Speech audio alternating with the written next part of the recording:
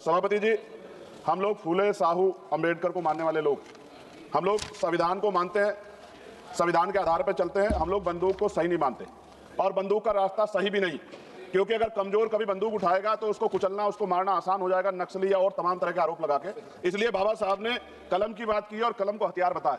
सभापति महोदय, मगर सवाल यह है कि 1947 में जब हम लोग आजाद हुए तो इस देश का जो वंचित वर्ग, SC ST OBC, जब 15 अगस्त को आजादी का सवेरा आ गया तो क्या जल जंगल जमीन में बंटवारा हुआ? उसको उसका हक अधिकार मिला। अगर उसको जमीन मिल जाती, घर मिल जाता, उसको अवसर मिल जाते तो आज प्रधानमंत्री आवास योजना नहीं चलानी पड़ती।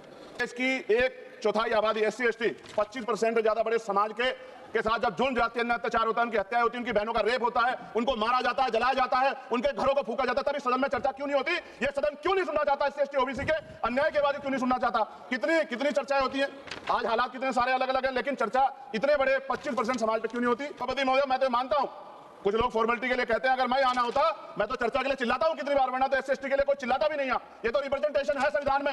ये ना होता हमारे घरों में, हमारी गलियों में कोई वोट मांगने नहीं जाता। हम जानते हैं कि जाति व्यवस्था कितनी बदली है। और एक हमारे सज्जन कह रहे थे कि जाति व्यवस्था की वजह से एक दलित ने छोड़ दिया नक्सलवाद को, लेकिन सवाल यह है, बाबा साहब अम्बेडकर ने भी धर्म छोड़ा था क्योंकि यहाँ जाति व्यवस्था खाई है, ऊंच नीच का भाव। तो धन्यवाद श्री चंद्रशेखर।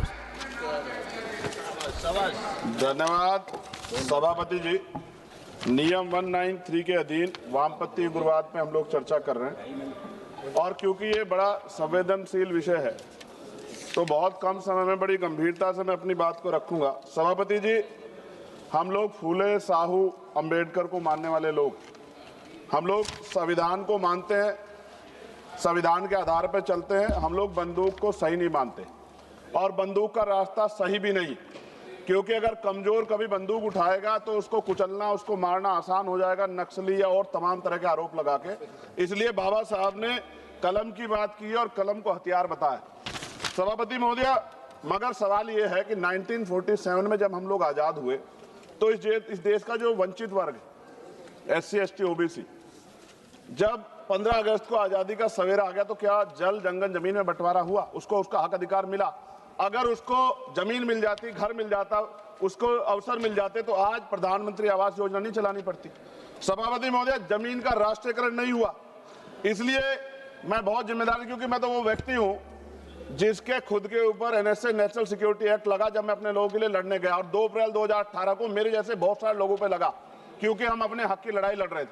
सवाल यह है, नक्सलियों के नाम पे क्या आदिवासियों की हत्या स्वीकार्य हो सकती है? हम लोग इसका विरोध करते हैं। हमारा स्टैंड है, हम नक्सलवाद के समर्थक नहीं है, लेकिन आदिवासियों को नक्सली कहकर उनकी हत्या नहीं होनी चाहिए। सभापति महोदय, देश की 1/4 आबादी SC ST 25% से ज्यादा बड़े समाज के साथ जब जुल्म जाती है, अत्याचार होता है, उनकी हत्याएं होती है, उनकी बहनों का रेप होता है, उनको मारा जाता है, जलाया जाता है, उनके घरों को फूका जाता है, तभी सदन में चर्चा क्यों नहीं होती?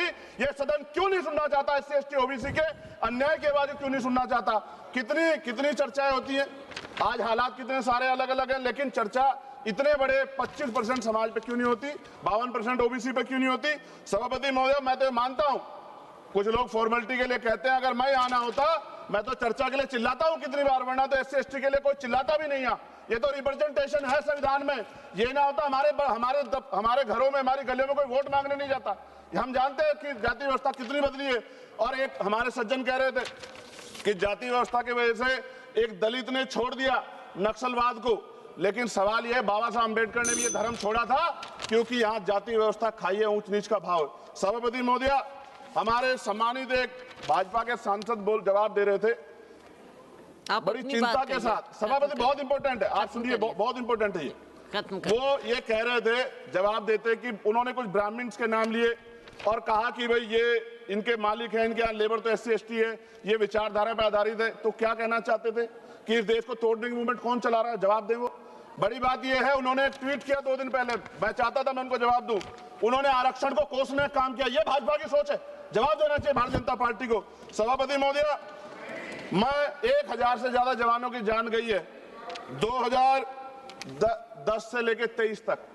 CRPF के जवान संसद की सुरक्षा करते हैं, बॉर्डर की सुरक्षा करते हैं। अभी असिस्टेंट कमांडर अजय मलिक की उसका पैर उड़ गया, उनको प्रमोशन नहीं मिल रहा है। सुप्रीम कोर्ट उनके फेवर में थी, सरकार रिव्यू पिटीशन में गई, फिर उनके फेवर में थी। खत्म करूंगा 30 सेकंड में।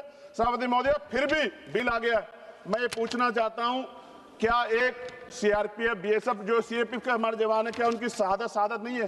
क्या उनको जो है शहीद का दर्जा नहीं मिलना चाहिए? उनको पुरानी पेंशन का लाभ नहीं मिलना चाहिए? उनको सभापति सुविधाएं नहीं मिलनी चाहिए? सम्मान नहीं मिलना चाहिए? और अंत में सभापति महोदय, इस देश में जवान शहीद होता है, उसको शहीद का दर्जा मिले, उसको सम्मान भी, लेकिन देश की सुरक्षा करते हैं। हम तो सम्मान करते हैं सेना का।